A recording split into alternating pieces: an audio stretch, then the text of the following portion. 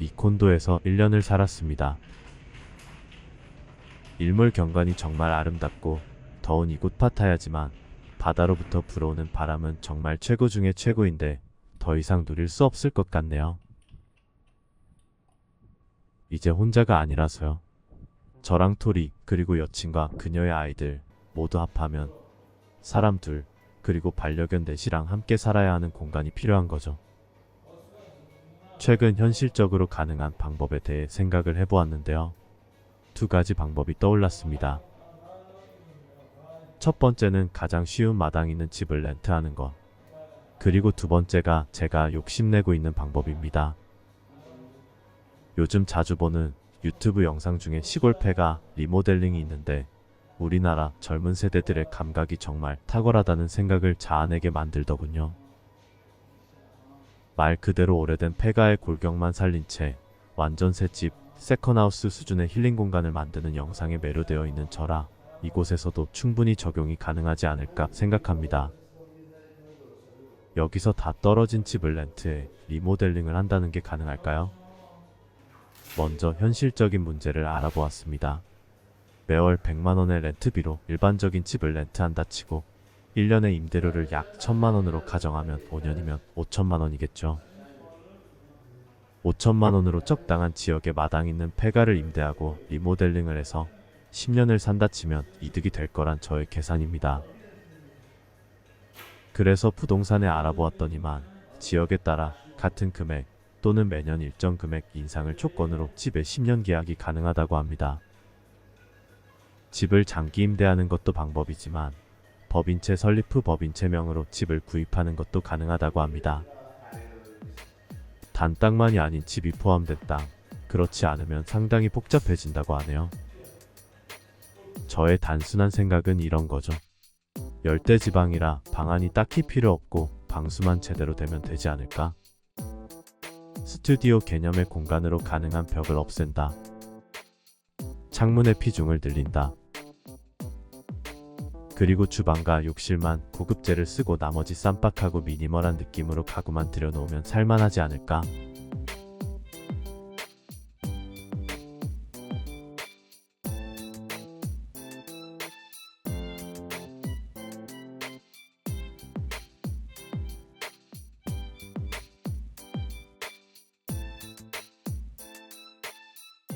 그리고 마당엔 열대식물을 많이 심는다. 끝.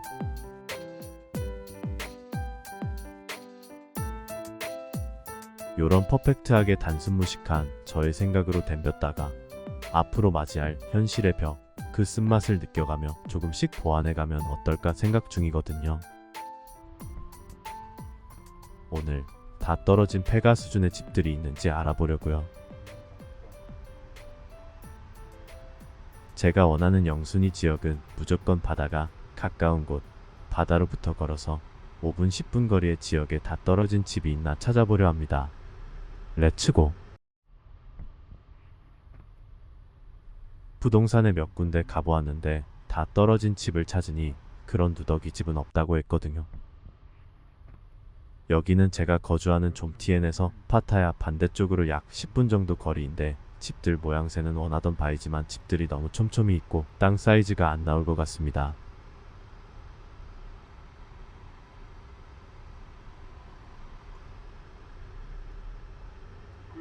아 이런, 차가 구덩이에 빠졌네요. 어떡하지? 이런 경우가 처음이라. 이런 곳까지 토잉카가 들어올 리도 없고 조졌습니다.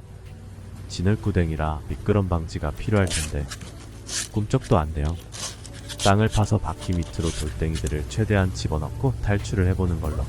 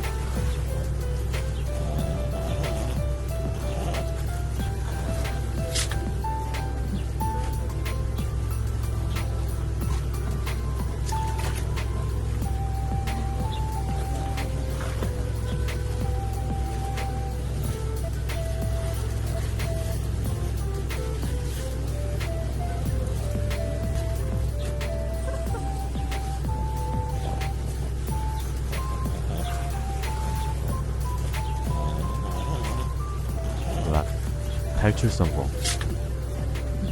스마트한 크리스. 훌륭해. 집들이 덤성덤성 있고 다 떨어진 집이면 좋으련만. 지인분 말씀이 발품을 열심히 팔아야 원하는 공간이 보일 거라고. 그리고 세상에 공짜는 없다. 너무 좋거나 공짜라는 의심부터. 그런 주옥 같은 멘트를 남겨주셔서 틈만 나면 이렇게 돌아다닐 생각입니다. 그래서 저의 계획은 일단 앞으로 1년은 집을 렌트해 살고 그 1년 동안 틈틈이 좋은 공간을 찾아다니다가 찾게 되면 장기 렌트 또는 법인체 명의 구입으로 리모델링을 한다.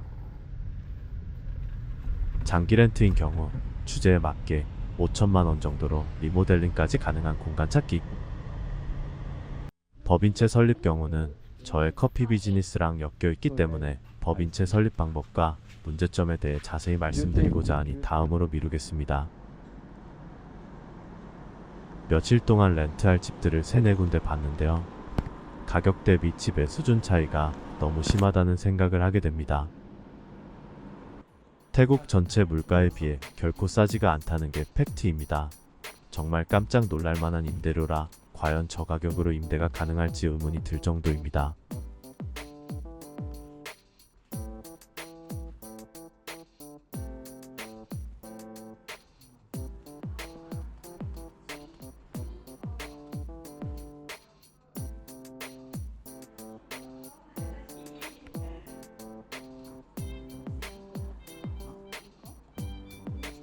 이곳은 파타야 중심지로부터 북쪽 지역인데 처음 와보거든요. 정말이지 환상적으로 별로입니다. 일단 동네부터가 뒤쪽이 쓰레기 하차장인지 모르겠으나 쓰레기 수거차들이 많네요.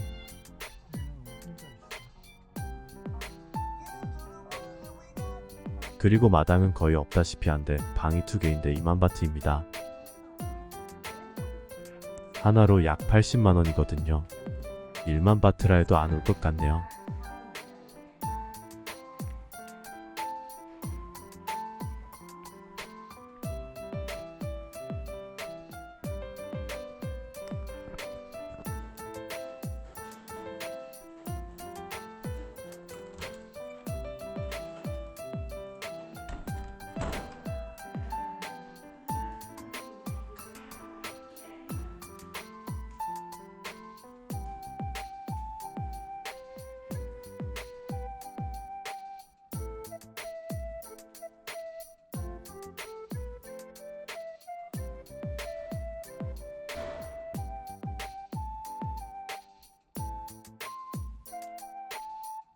오늘 정말 엄청난 꿀팁이 될 만한 유용한 정보를 얻었습니다. 혹시 저만 몰랐을까요? 제 생각이 틀릴 수도 있겠지만 저는 어느 정도 확신합니다.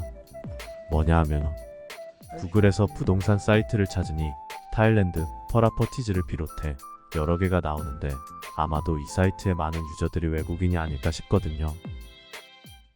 태국 사람들 주특기가 자국민이랑 외국인이랑 가격의 차등두기입니다. 대체적으로 외국인에게는 더 비싸게 부른다는 거죠. 어제 로컬 부동산 사이트 같은 곳을 찾았는데 가격이 확 달라지더군요. 엄청 싸게 느껴졌습니다. 구글링에서 찾은 대표적 부동산 사이트엔 1만 바트, 약 40만원 임대료 집들은 아예 리스팅에 없었는데 여긴 아주 많습니다. 집들 수준도 나쁘지가 않고요. 그래서 이곳에서 한 군데를 찾았고 지금 보러 갑니다.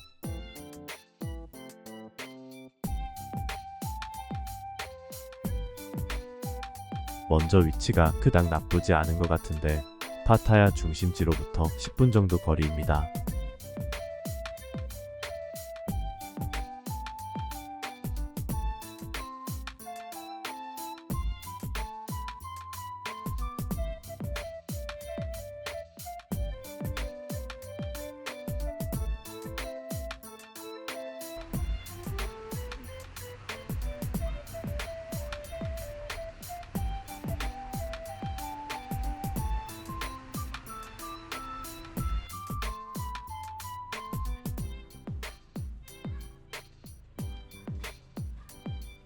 마당이 넓어 좋은데 정원 관리비가 매달 8만원 정도라고 하네요.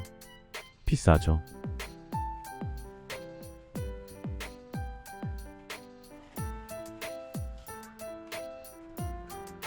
콘도는 모든 게 좋았지만 좁은 게 문제였고 여긴 너무 넓은 게 문제가 될 수도 있을 것 같습니다. 청소가 힘들 것 같고 냉방비가 많이 나올 것 같네요. 신식집들은 강아지 동반 거주가 대부분 불가라 약간의 고민 끝에 이 집을 계약하기로 하였습니다. 이 집 관리를 위해 제가 아주 부지런해져야 할 것 같은데 일단 한번 해보는 걸로 마음먹었습니다. 청소하다 지치면 보증금 포기하고 딴 데로 도망가죠 뭐. 청소하다 죽으면 안 되니까. 그리고 이사로 인해 생활비 상향 조정이 불가피한데 200만 원이 이제 최소 300은 되어야 하거든요. 다행히 여친과 반띵하는 걸로 해서 오히려 저는 부담이 약간 줄어든 상태입니다. 하늘이 아직 저를 버리지 않은 것 같죠? 여친도 부디 저를 버리지 않길 바랄 뿐입니다. 어쨌든 저의 태국 생활은 이렇게 전혀 예상치 못한 국면으로 접어들게 되었습니다. 하루하루 평온하지만 그 평온함 속에서의 변화는 가히 역동적이죠. 저의 기대와 예상과 달리 항상 뭔 일이 생기고 그 일은 태풍이 되어 모든 것을 뒤죽박죽으로 만들고 있습니다. 하지만 저는 여전히 평온함을 느끼니 아마도 저는 그 태풍의 눈 속에 있나 봅니다. 하하하.